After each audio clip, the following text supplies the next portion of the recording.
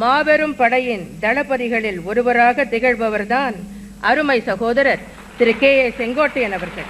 ஆரம்ப காலத்திலிருந்தே கழகத்தில் தன்னை ஒரு தொண்டனாக இணைத்துக் கொண்டு அன்றைய காலகட்டத்தில் தொகுதி அமைப்பாளராக பொறுப்பேற்று படிப்படியாக உயர்ந்து பின்னர் மாவட்ட கழக செயலாளராகி தலைமை கழகத்திலும் அமைப்பு செயலாளர் என்ற பொறுப்பை அடைந்து இன்று கழக கொள்கை பரப்பு செயலாளர் என்கிற உயரிய பதவியை வகிக்கும் அளவுக்கு உயர்ந்துள்ளார்.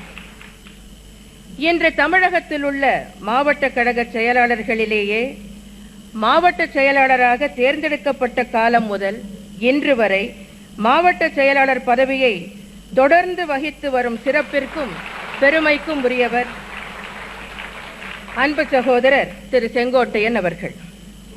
1977ஆம் ஆண்டு முதல் தொடர்ந்து சட்டமன்ற உறுப்பினராக இருந்து வந்துள்ளார். தனது சீரிய பணியாலும் இன்முகத்தோடு அனைவரிடமும் பழகும் நல்ல உள்ளத்தாலும் தொகுதி மக்களின் மனம் கவர்ந்து அவர்களது நன்மதிப்பை பெற்றவர் திரு கே.ஏ. செங்கோட்டையன் அவர்கள். புரட்சி தலைவர் காலத்தில் அவரது தலைமையை ஏற்று விசுவாசத்துடனும் உறுதியுடனும் செயல்பட்டார்.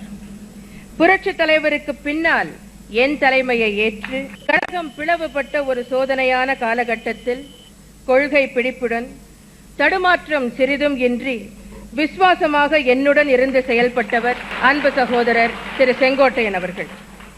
1989 சட்டமன்ற தேர்தலில் சேவல் சின்னத்தில் நின்று வெற்றி பெற்ற பெருமைக்கும் உரியவர் அவர்.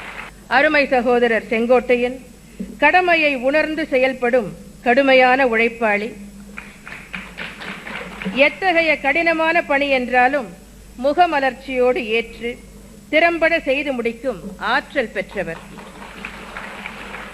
எப்போதும் சுறுசுறுப்பாக பணியாற்றுவதில் வல்லவர்.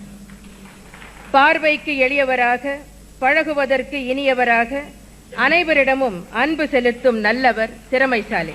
எனது அமைச்சரவையில் இடம்பெற்று போக்குவரத்து மற்றும் வனத்துறை ஆகிய முக்கியமான 2 துறைகளுக்கு பொறுப்பேற்று நம் அனைவரின் பாராட்டுதல்களை பெறும் வண்ணம் சிறப்பாக செயல்பட்டு வருகிறார். கட்சி பணியையும் ஆட்சி பணியையும் சீரிய முறையில் ஆற்றி வருபவர் அன்பு சகோதரர் செங்கோட்டையன் அவர்கள். நகர்ந்து வருவது இமயமாகவே இருந்தாலும் அது தன் தலை மீதே கூட விழ நேரும் என்றாலும் துளி சலனத்திற்கோ சறுக்கலுக்கோ வழுக்கலுக்கோ இடம் கொடுக்காத கொள்கை உறுதியும் கொண்ட தலைமை மீது விசுவாசமும் உடையவராக இருந்ததால்தான் இன்று இத்தனை சிறப்புகளை பெற்று விளங்குகிறார்.